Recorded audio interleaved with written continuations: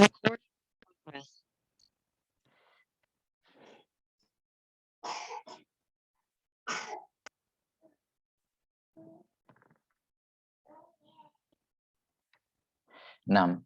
Bismillahirrahmanirrahim. Alhamdulillahirabbil alamin wassalatu wassalamu ala nabiyyina Muhammadin wa ala alihi wa sahbihi ajma'in. Asyhadu an la ilaha illallah wahdahu la syarikalah wa asyhadu anna Muhammadan abduhu wa rasuluh. Allahumma la sahla illa ma ja'altahu sahla wa anta taj'alul hazna sahlan idza syi'ta. Allahumma faqihna fi dinik wa 'allimna ma yanfa'una warzuqna al-ikhlasa fil qawli wal 'amal wa zidna 'ilman ya arhamar rahimin. Baik, kita lanjutkan penjelasan dari Manzum al-Qawaid al-Fiqhiyah oleh Syekh Abdurrahman bin Nasir As-Sa'di rahimahullah yang wafat tahun 1376 Hijriah. Nah, masih dalam kaidah yang pertama berkenaan dengan niat, kata beliau rahimahullahu taala, wa niyatuna syartul lisairil amal bihas salahu wal fasadu lil amal. Dan niat kita adalah syarat untuk semua amalan, dengannya lah soleh dan fasidnya suatu amalan. Sudah kita bacakan syarah dari penulis rahimahullahu taala. Dan di sini ada beberapa pembahasan yang berkenaan dengan niat yang butuh diketahui. Nah, kata para ulama ada 7 pembahasan yang penting diketahui berkenaan dengan niat. Atau pembahasan yang penting diketahui berkenaan dengan niat. Mabahithun niyah sab'ah, ya, disebutkan oleh para ulama, sebagian ulama dalam bait syair, haqiqatun hukmun mahallun wa zaman, kaifiyatun syartun wa maqsudun hasan. Baik. Ini 7 pembahasan berkenaan dengan niat. Haqiqatun hukmun mahallun wa zaman, kaifiyatun syartun wa maqsudun hasan. Yang pertama adalah kaifiyah. Yang dimaksud dengan yang pertama adalah haqiqah. Nah, hakikat niat atau al-had, definisi niat. Nah, kata para ulama, hakikat niat, ya, niat secara lughatan adalah al-qasdu tentunya. Niat secara bahasa bermakna al-qasd, maksud.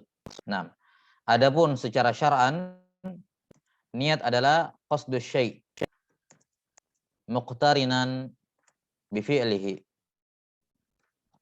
Ya. Adapun niat secara syarak adalah qasdus syai', memaksudkan sesuatu, menginginkan sesuatu, ya, yang mana keinginan tersebut berbarengan dengan melakukannya. Bahwa al-qasdu itu muncul dalam hati bersamaan dengan melakukannya. Jadi muqtarinan di sini, ya, adalah hal dari qasdu. Muqtarinan adalah hal bagi qasdu, yakni maksud itu muncul, ya, berbarengan. Keadaan dia adalah berbarengan. Berbarengan dengan apa? Bifi'lihi. Hi di sini kembali kepada syai'.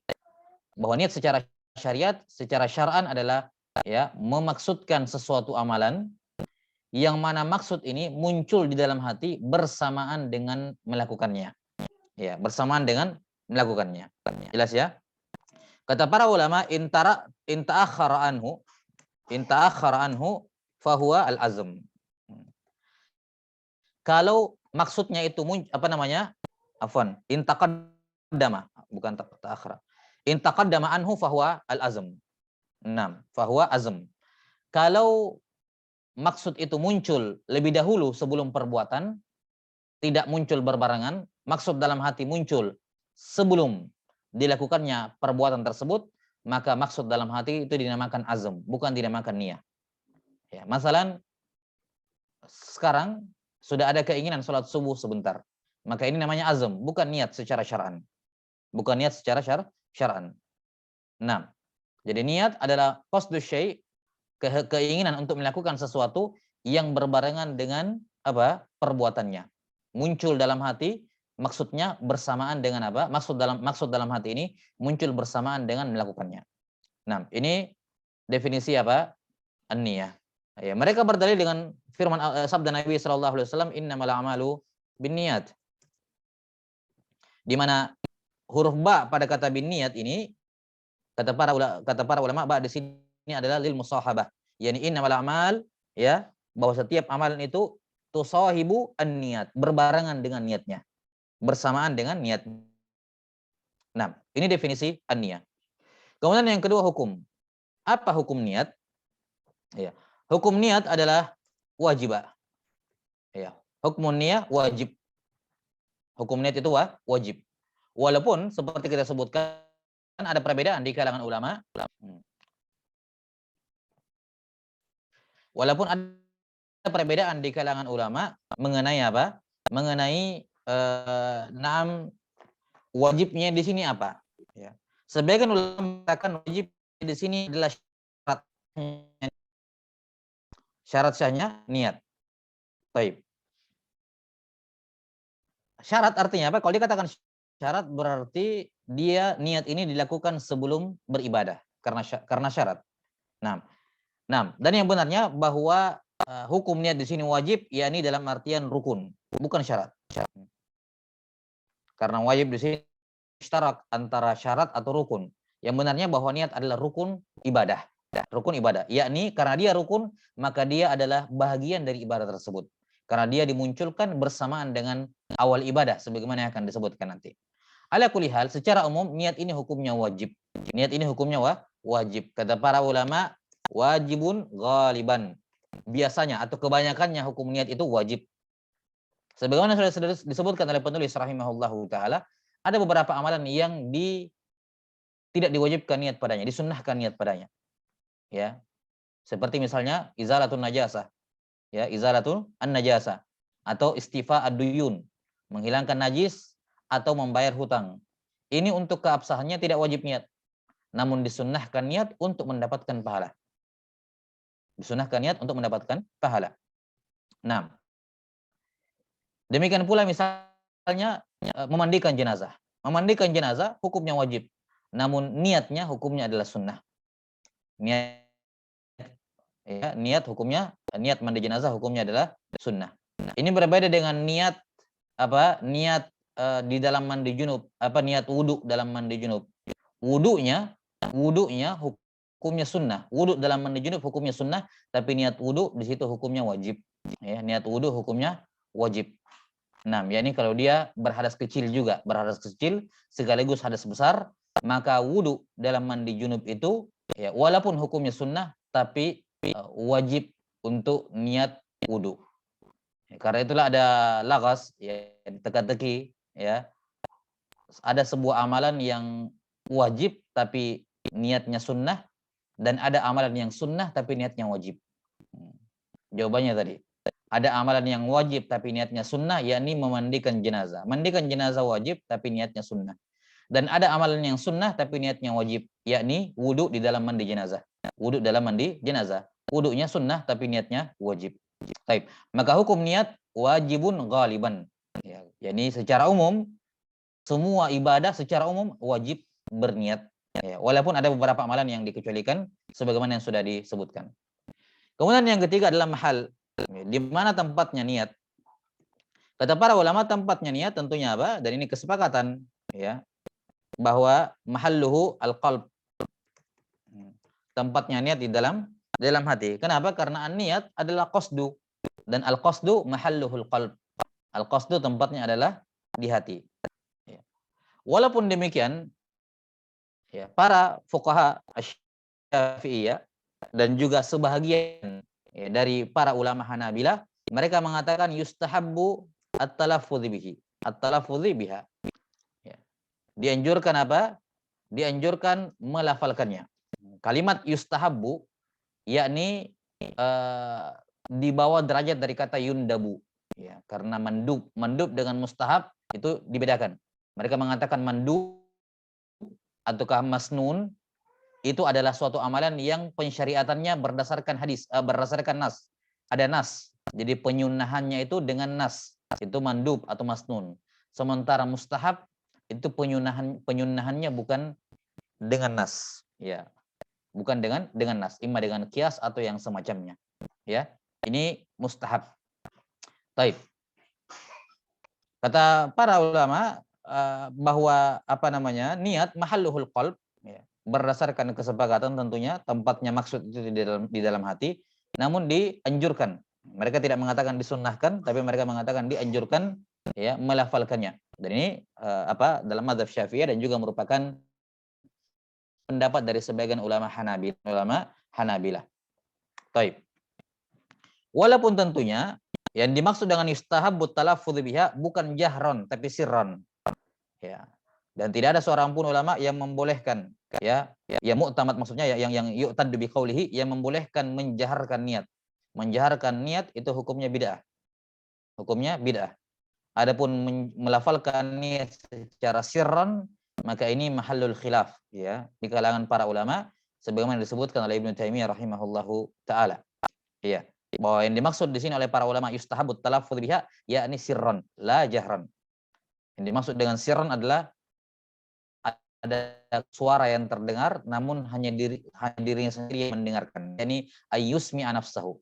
Ya, patokan sir adalah ayyusmi'a nafsahu. Dia hanya memperdengarkan dirinya sendiri. Ya, karena itulah yang muktabar pada niat adalah yang dalam hati. Dan yang terlafalkan ini bukan niat. Dia hanya dilafalkan, dianjurkan untuk dilafalkan untuk menguatkan apa yang ada dalam hati dan mendukung apa yang ada dalam hati. Maka apa yang dilafalkan oleh orang-orang itu bukanlah niat, karena niat itu dalam hati. Itu hanya untuk membantu memunculkan niat di dalam hati. Nah, kemudian pembahasan berikutnya zamanun niyah. Iya. Waktu memunculkan niat itu kapan? Ya. Sudah disebutkan sebelumnya, ya. Sudah disebutkan sebelumnya bahwa definisi niat adalah qasdu syai' muqtarinan bi fi'li. Karena itulah zamanun niyah ya. Zamanun niyah yakni waktu memunculkan niat dalam hati adalah apa? Ma'a awwali ruknin fil ibadah. Ghaliban. Waktu memunculkan niat dalam hati adalah bersamaan dengan rukun pertama pada setiap ibadah. Rukun pertama dalam setiap ibadah ghaliban. Biasanya seperti itu, kebanyakannya seperti itu. Kita sampai sini. Kenapa? Karena definisi niat qasdu syai' muqtarinan bi fi'li, harus bersamaan. Karena itulah para fuqaha mengatakan bahwa niat berwudu itu dimunculkan dalam hati bersamaan dengan mencuci wajah. Karena mencuci wajah dalam wudu adalah rukun yang pertama. Bahwa niat dalam salat dimunculkan bersamaan dengan takbiratul ihram. Takbiratul ihram. Bahwa niat dalam puasa, dalam haji dimunculkan bersamaan dengan apa? Ihram pertama kali. Semua ibadah diawali dengan atau niatnya dimunculkan bersamaan dengan apa? Awal ibadah. Ghaliban biasanya. Falaysa minal ghalib, maka bukan termasuk atau termasuk pengecualian dalam hal ini adalah puasa, saum. Kenapa? Dikecualikan karena mustahil, tidak mungkin.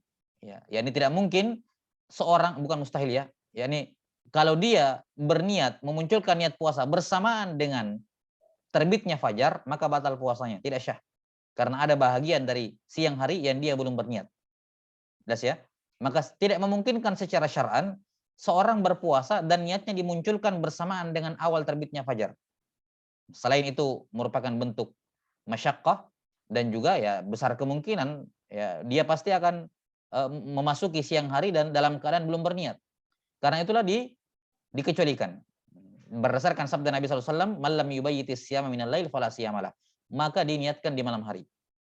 Ya, dibolehkan dimajukan niatnya dalam puasa. Itu pun hanya boleh dimajukan paling cepat, ya, paling lambat itu sampai malam hari sebelumnya. Tidak boleh di hari-hari sebelumnya. Ya, tidak di hari-hari sebelumnya.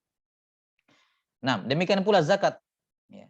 Zakat asalnya kan dari di penyerahan apa? Dari tangan kita ke tangan orang miskin. Di situ niatnya.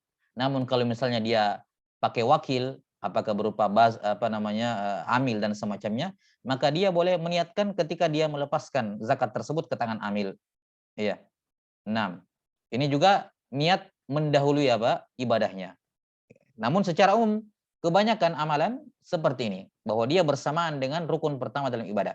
Dan siapa saja di kalangan ulama yang mengatakan boleh memajukan, boleh memunculkan niat sebelum dilakukan ibadah, maka mereka memandang ini mimbab tashil, hanya untuk mempermudah bagi orang-orang.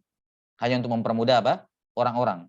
Ya, wa illa asal definisi niat, berdasarkan definisi niat itu bersamaan dengan apa? Awal ibadah. Ya. Karena itulah kalaupun mau dimajukan niatnya oleh sebagian ulama yang mengatakan boleh dimajukan niat, dimunculkan niat sebelum ibadah, maka tidak boleh terlalu jauh karena ini sifatnya hanya memudahkan. Tidak boleh terlalu jauh. Misalnya menjelang takbiratul ihram, sudah berdiri di shaf, siap-siap takbiratul ihram, ataukah siap-siap akan berwudu, sudah mendekat ke keran misalnya, ke keran air, di situ baru dia munculkan. Ini bagi yang membolehkan memajukan niat sebelum ibadah. Ya, untuk mentashil, memudahkan. Wa illa secara definisi niat itu harus berbarengan dengan awal ibadah. Baik, ghaliban. Kemudian berikutnya adalah kaifiyat. Kaifiyat niat. Bagaimana tata cara niat? Ya, ini tentunya ya berbeda-beda bihasabi al-ibadat. Ya. Tergantung apa ibadahnya. Niat bagaimana wudunya, bagaimana niatnya, wudu bagaimana niatnya. Para ulama membahas masalah ini.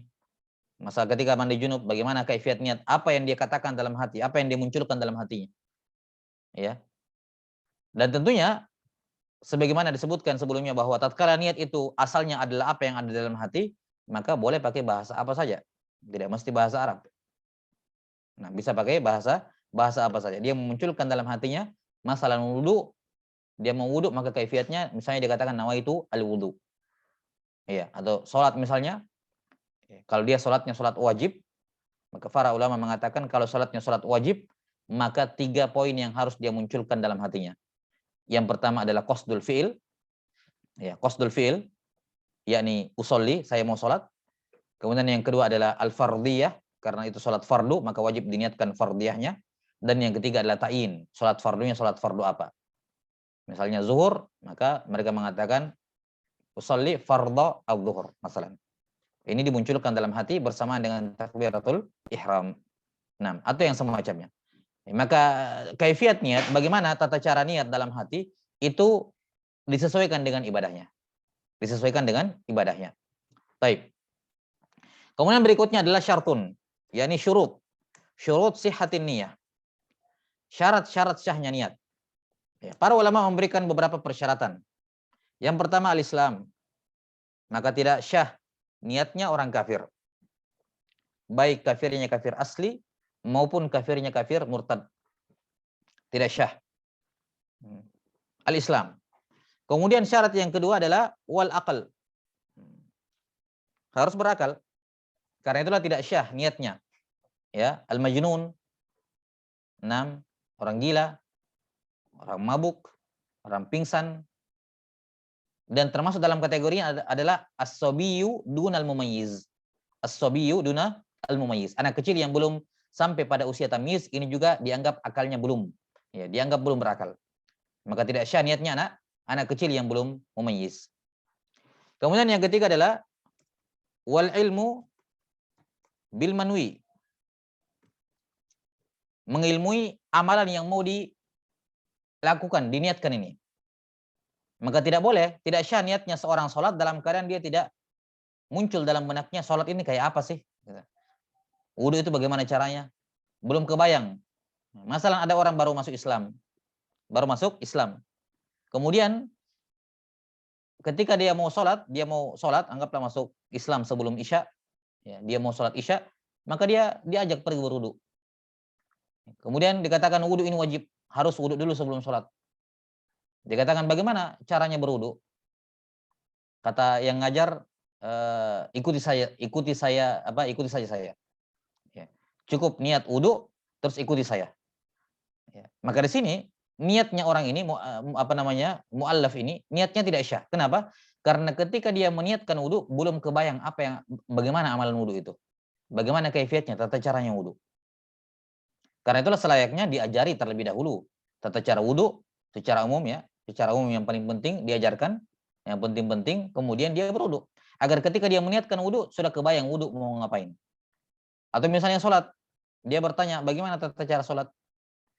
Ya, temannya bilang, ikuti saja imam. Ya, yang penting niat sholat dulu, baru ikuti imam. Maka niat sholatnya tidak syah. Kenapa? Karena dia berniat salat dalam keadaan tidak tahu salat itu bagaimana tata caranya. Maka syarat syahnya niat adalah al-ilmu bil manwi. Harus mengilmui apa yang mau diniatkan. Kemudian syarat berikutnya adalah adamu al-munafi. Tidak ada hal yang menafikan niat. Tidak ada hal yang menafikan niat. Misalnya dalam masalah sholat, misalnya haid dan nifas. Haid itu menafikan niat. Walaupun perempuan berniat sholat, berniat wudu, misalnya berniat wudu, berniat sholat, tapi kalau ada haid maka tidak syah niatnya. Karena haid itu munafi ya dengan niat. Demikian pula puasa. Dia niat puasa tapi dia haid. Maka semua ibadah-ibadah yang dipersyaratkan padanya suci dari hadas besar, maka haid, junub dan semacamnya itu semua menafikan apa? Niat. Itu menafikan niat. Maka ada belum munafi. Tidak boleh ada hal yang menafikan apa? Niat. Nah, kemudian di antara hal-hal yang menafikan niat adalah apa? Ta'liqun niyah. Mengaitkan niat dengan sesuatu. Walaupun ternyata sesuatu itu tidak terjadi. Misalnya dikatakan, saya niat sholat, dalam hatinya, dengan ta'liq, kalau saya dipanggil, saya akan putuskan sholat saya. Kalau saya dipanggil sama orang tua misalnya, saya akan putuskan niat saya. Maka niat seperti ini tidak syah. Tidak boleh mentakliq niat dengan sesuatu, walaupun sesuatu itu tidak terjadi. Misalnya, walaupun sepanjang sholat orang tuanya tidak panggil, maka tetap dari awal sholatnya tidak syah. Sholatnya tidak syah. Demikian pula misalnya ada muljazm finniya, taraddud finniya. Ya, ta'liqun niyya au at-taraddud fihi atau fiha. Nah, ragu-ragu dalam niatnya. Enggak jelas niatnya. Antara ini atau antara itu misalnya. Maka ini semua termasuk perkara yang membuat niatnya tidak syah. Maka syarat syahnya niat adalah Islam, berakal, mengilmui apa yang diniatkan dan tidak ada hal yang menafikannya. Ya, min apa al-hadath al-akbar. Nah, atau kalau kita mau sendirikan ya, gitu aja. Ta'liqun niyah atau adamu, ya. Adamu ta'liqun niyah au at-taraddud fiha. Jadinya kita pisahkan adamul munafi dengan adamu ta'liq niyah. Baik, labas. Kemudian yang terakhir adalah maksud an-niyah. Ini maksudnya sudah disebutkan oleh Syekh juga di kitab. Maksudun niyah itu ada dua. Adalah yang pertama adalah at-tamyiz. At-tamyiz baina al-ibadah wal adat wal adah. Dan yang kedua at-tamyiz baina al-ibadat ba'dhiha ba'dhan. Ini tujuan dua maksud niat, dua tujuan niat.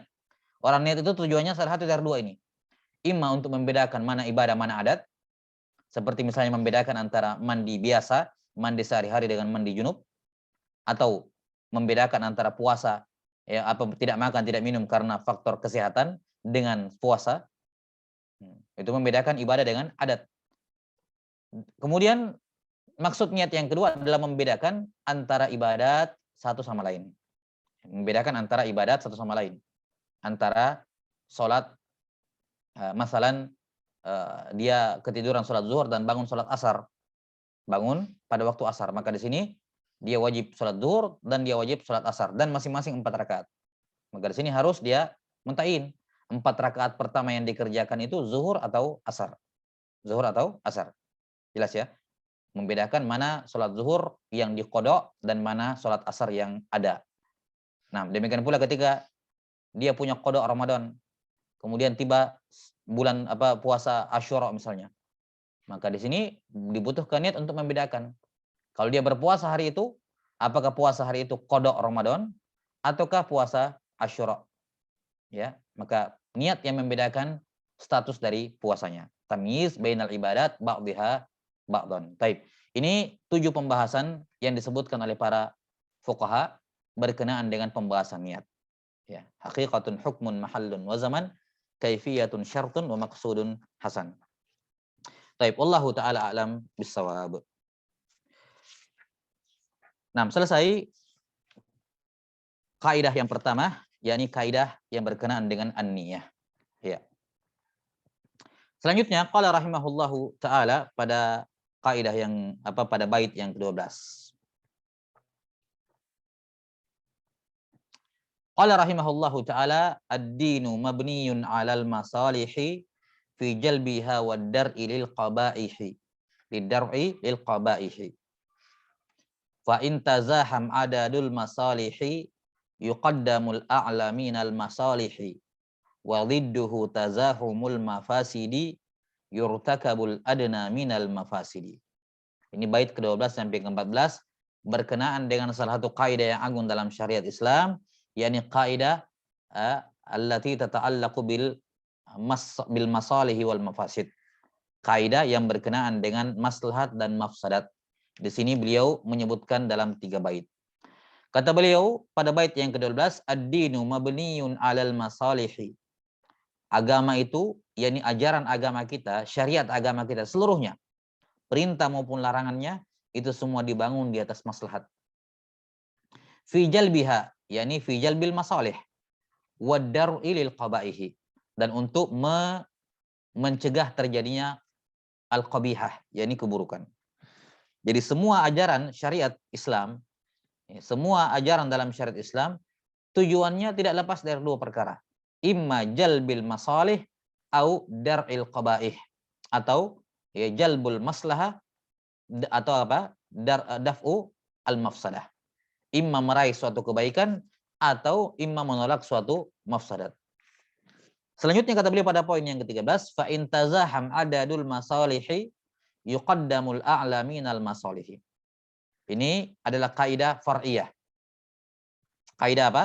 Kaidah fara' dari kaidah utama.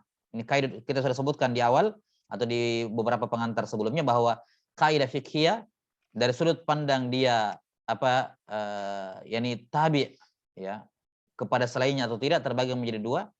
Ada kaidah asliyah dan ada kaidah yang tabi'ah. Kaidah asliyah adalah yang disebutkan di sini. Ini kaidah asal.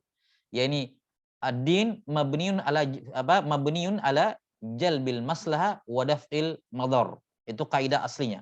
Kemudian ada 2 kaidah tabi' yang mengikut kepada kaidah maslahat ini. Ya, kaidah fara'. Ya, kaidah fara' yang tabi'. Yang pertama adalah fa in tazaham adadul masalihi yuqaddamul a'la minal masalihi. Yakni kalau ada beberapa maslahat tazaham berdesakan, yakni 2 maslahat ini terdapat pada satu waktu yang sama, di mana kita tidak mungkin melakukan keduanya, tidak mungkin kita melakukan keduanya di waktu yang bersamaan, kita harus memilih salah satunya, maka yuqaddamul a'la minal masalihi. Maka yang dikerjakan adalah maslahat yang tertinggi di antara 2 maslahat tersebut. Kemudian kaidah fara' yang kedua yang mengikuti kaidah asal, wa dhidduhu tazahumul mafasidi yurtakabul adna minal mafasidi. Dan kebalikan dari kaidah sebelumnya adalah dan sebaliknya dalam perkara mafsadat, kalau ada beberapa mafsadat, 2 atau lebih mafsadat tazahum, yakni terjadi pada waktu yang bersamaan di mana tidak mungkin kita menghindari dua-duanya, harus ada salah satunya yang kita lakukan, maka yurtakabul adna minal mafasi. Maka kita lakukan mafsadat yang lebih ringan. Mafsadat lebih ringan. Baik. Ini 3 bait syair yang mengandung 1 kaidah asal dan 2 kaidah fara'. 6. Kata beliau rahimahullahu taala asy-syarh. Berkenaan dengan bait yang ke-12, ad-dinu mabniyun 'alal masalihi fi jalbiha wad dar'i lil qaba'ihi. Kata beliau asy-syarh, kata Syekh Abdurrahman bin Nasir As-Sa'di rahimahullah, hadzal aslul 'azimu wal qaidatul 'ammatu yadkhulu fiha ad-dinu kulluh. Ini adalah asal. Yang masuk kaidah asal di sini adalah kaidah, yakni kaidah yang azimah, kaidah yang sangat agung. Wal qaidatul 'ammah, kaidah yang bersifat menyeluruh, yang semua agama yadkhulu fihi dinu kulluhu, yang mana semua agama itu masuk dalam kaidah ini. Nah, bisa kita katakan bahwa semua qawaid al-fiqhiyah, ini merupakan realisasi ataupun penjabaran dari kaidah ini. Bahkan qawaid al-khamsah al-kubra, semuanya apa? Tidak keluar dari kaidah ini. Ya. Bahwa kelima qawaid al-kubra tersebut itu merupakan penjabaran dari kaidah amma ini, al-aslul azim ini. Ya. Bahwa apa? Fakulluhu mabniyun ala tahsilil masalihi fid dini wad dunya wal akhirah wa ala daf'il madarri fid dini wad dunya wal akhirah. Bahwa semua ajaran agama, semua syariat, semua perintah yang wajib maupun yang sunnah, semua larangan ya, yang haram maupun yang makruh, bahkan alladzi yukhayyaru fihi al-abad minal mubahat, perkara-perkara mubah yang seorang disuruh memilih, bahkan pilihan itu sendiri ketika seorang hamba disuruh memilih antara lakukan atau tidak lakukan, itu semuanya dibangun di atas meraih maslahat atau menolak mudar. Menolak apa? Mudarat. Nah, kata beliau, semua ajaran agama, semua semua kawaid dalam agama, semua ulumus syariah, baik ilmu-ilmu yang fardu ain maupun yang fardu kifayah, semuanya disyariatkan karena ini. Bahwa semua ajaran ya Islam dari yang paling besar sampai yang paling kecil semuanya dibangun di atas tahsilil masalih, mewujudkan maslahat dalam agama, dalam dunia dan akhirat, atau ya wa ala daf'il madar, atau kalau memang tidak mewujudkan suatu maslahat ya pasti daf'il madar, menolak suatu mudarat, baik mudarat pada agama, dunia maupun akhirat. Nah, fama amarallahu bi syai'in illa wa fihi minal masalihi ma la yuhitu bihil wasfu wa ma naha an syai'in illa wa fihi minal mafasidi ma la yuhitu bihil wasfu. Kata beliau, maka tidaklah Allah Ta'ala memerintahkan ya, suatu perintah apapun, bisyai, kecuali pada perintah tersebut terdapat maslahat yang mana maslahatnya tidak bisa digambarkan dengan sifat tertentu, yakni yang kita tahu berupa kalau ini diperintahkan seperti ini karena maslahatnya itu, ya kita disuruh ini karena ini kebaikannya, ini maslahatnya, maka maslahat yang kita tahu itu hanya sebagian kecil dari masalah yang Allah Ta'ala ketahui. Demikian pula ketika Allah melarang dari sesuatu, tidaklah dilarang kecuali karena di situ ada mafsadat. Mafsadat yang kita ketahui dari minum khamar, mafsadat yang kita ketahui dari berjudi dan seterusnya, itu hanya sebagian kecil dari mafasid ya yang Allah Ta'ala ketahui tentang perbuatan buruk tersebut. Ma la yuhitu bihil wasfu. Maka di sini perhatikan, ya, ini satu poin yang perlu diperhatikan dan ini ditambih oleh Ibnul Qayyim rahimahullah dan selainnya juga, bahwa ini menunjukkan bahwa semua syariat Islam itu tidak lepas dari nilai-nilai tauhid. Tidak lepas dari nilai-nilai akidah. Karena itulah termasuk bentuk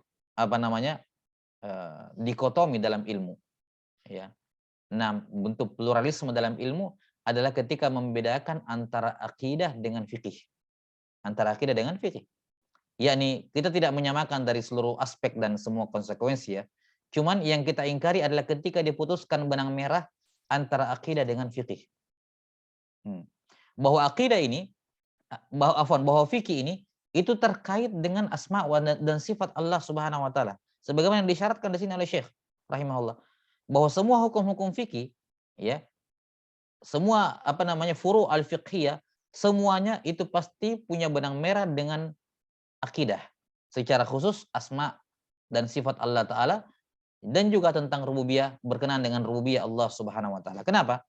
Karena semua syariat yang Allah syariatkan, baik perintah maupun larangan, itu sadirun an hikmatillah. Lahir dari berasal dari hikmahnya Allah Subhanahu wa taala. Yang mana hikmah ini ya, di antara perwujudannya adalah bahwa semua perintah itu untuk mewujudkan maslahat ya, atau menghindar dari mudarat. Demikian pula semua larangan itu untuk mewujudkan maslahat atau menghindar dari atau mencegah mudarat. Maka inilah benang merah. Karena itulah penting untuk diperhatikan bahwasanya para fuqaha ketika mereka berbicara masalah fikih ya, tentang ahkamus syar'iyyah, tentang ahkam asy-syar'iyyah, maka itu berkenaan dengan Berkenaan dengan fi'lul mukallaf, sebagaimana yang ma'ruf ya kan? Sebagaimana ma'ruf bahwa fikih itu berkenaan dengan ahkamus syar'iyyah berkenaan dengan af'al al-mukallaf, perbuatan mukallaf. Nah, namun tidak boleh harus diperhatikan bahwasanya ahkamus syar'iyyah itu bagian dari af'alullah, perbuatan Allah Subhanahu wa taala. Karena itulah ya, dibahas dalam ushul fikih tentunya ada namanya al-ijab dengan al-wujub dan al-wajib. Kan begitu. Al-ijab adalah perbuatan Allah mewajibkan. Al-wujub adalah kewajiban terhadap suatu amalan, sementara al-wajib adalah amalan yang diwajibkan. Misalnya sholat 5 waktu. Ya, sholat 5 waktu adalah wajib. Perbuatan Allah Ta'ala mewajibkan sholat 5 waktu dinamakan ijab. Itu hukum Allah. Hukum Allah Ta'ala yang mewajibkan sholat 5 waktu dikatakan ijab. Maka pewajiban sholat 5 waktu ini dikatakan apa? Al-wujub. Nah, dan ini satu hal yang perlu diperhatikan. Masalan, saya kasih contoh saja hubungannya pembahasan akidah dalam masalah fikih. Misalnya, ada kaidah yang disepakati oleh para ulama, disepakati oleh a'immatul madzahibil arba'ah bahwa al-khuruju minal khilaf mustahab. Al-khuruju minal khilaf mustahab. Keluar dari khilaf itu perkara yang dianjurkan. Perkara yang dianjurkan. Misalnya, mereka memberikan contoh misalnya dalam masalah, banyak ya masalah tentunya, banyak sekali dalam furu'. Anggaplah misalnya dalam mengusap kepala.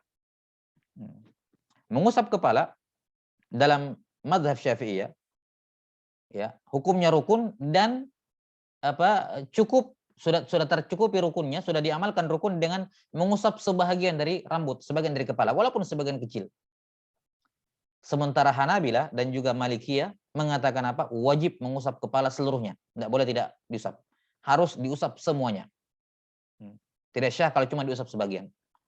Maka ini dari sudut pandang dari sudut pandang fiilnya mereka berbeda. Atau mereka mengatakan ya, satunya mengatakan diusap sebagian sudah syah, sebagian mengatakan tidak. Nah, kata para fuqaha Syafi'iyah, walaupun yang menjadi rukun adalah mengusap sebagian kepala, namun disunnahkan mengusap semua kepala. Disunnahkan mengusap semua kepala khurujan minal khilaf, untuk keluar dari khilaf di kalangan ulama.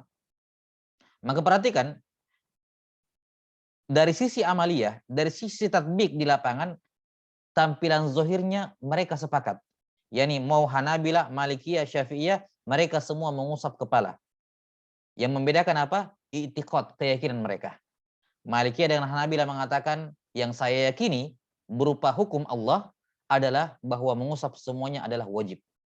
Sementara Syafi'iyah mengatakan yang saya yakini yang menjadi hukum Allah Subhanahu wa taala adalah yang diwajibkan cuma sedikit. Sebagian saja. Sebagian saja. Tapi disunnahkan mengusap semuanya agar bisa sama dengan mazhab yang lain, khuruja minal khilaf. Maka secara tatbik, secara zahir mereka sama. Mereka sama. Cuman secara secara i'tiqad mereka berbeda. Contoh lain misalnya, ketika para ulama mengatakan sholat berjamaah, Hanabilah mengatakan sholat berjamaah fardu ain. Ya, Syafi'iyah mengatakan fardu kifayah, Maliki dan Hanafiyah mengatakan sunnah. Baik. Bagaimana khuruj minal khilaf dalam masalah ini? Yani yang mengatakan sunnah, mereka mengatakan kerjakan sunnah muakkadah, sholat berjamaah. Yang fardu kifayah jelas. Jelas sampai sini. Untuk agar tidak kelihatan khilafnya, mereka semua sholat berjamaah dan tidak ada seorang pun yang mengatakan kalau sunnah berarti boleh ditinggalkan. Tidak. Karena al-mandub ma'murun bihi. Perkara yang sunnah tetap merupakan perkara yang diperintahkan. Tidak boleh ditinggalkan apa yang Allah perintahkan. Walaupun perintahnya ghairu jazim, hatta walaupun yang berpendapat seperti itu ya. Ya, amarnya ghairu jazim, ya namanya amar harus dikerjakan perintah Allah. Tidak boleh ada perintah Allah kemudian ditinggalkan dengan sengaja. Maka al-mandub ma'murun bihi. Kan gitu. Maka secara tatbik di lapangan kita melihat semuanya sholat dalam satu masjid misalnya dengan ikhtilaf madzahibihim, mereka semua sama. Namun i'tiqad mereka berbeda-beda. Ya. I'tiqad mereka berbeda-beda. Maka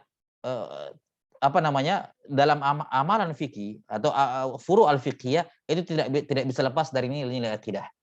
Tidak bisa lepas dari nilai-nilai akidah karena berkenaan dengan perbuatan Allah Subhanahu wa taala, berkenaan dengan rububiyah Allah taala dan berkenaan dengan asma wa sifat Allah Subhanahu wa taala, yang mana ini sangat nampak dari apa yang dijelaskan oleh beliau di sini, bahwa semua syariat itu disyariatkan untuk tahsilul masalih atau daf'il madar. Nanti kita akan sebutkan secara lengkap ya, yakni tahsil al masalih atau takmiliha atau daf'il madar atau takliliha. Ya. Atau daf'il mafasid atau takliliha. Gunanya adalah untuk mewujudkan maslahat atau menyempurnakan maslahat, atau sebaliknya menafikan mudarat atau meminimalisir mafsadat. Ya, menolak dan menafikan mafsadat atau minimal meminimalisir mafsadat. Kalau tidak bisa dihilangkan, ya diminimalisir. Nah, ini akan dijelaskan nanti insyaallah taala. Maka ini jelas sekali nampak benang merah pembahasan antara al-furu' atau pembahasan al-fiqh dengan pembahasan i'tiqad. Ya, wallahu taala alam bisawab. Saya kira sampai sini dulu. Insyaallah taala kita akan jelaskan bacakan kelanjutan syarah beliau pada pertemuan berikutnya. Nah, wallahu taala alam bisawab. Nah, naktabi bihadzal qadar wal ilmu indallah. Nas'alullah ta'ala yu'allimana mimma yanfa'una wa ayyanfa'ana bima 'allamana innahu waliyyu dzalika wal qadiru 'alaih. Subhanakallahumma bihamdik asyhadu an la ilaha illa anta astaghfiruka wa atubu ilaik. Alhamdulillahirabbil alamin. Shallallahu ala nabiyina Muhammadin wa ala alihi wa sahbihi wasallam. Assalamualaikum warahmatullahi wabarakatuh.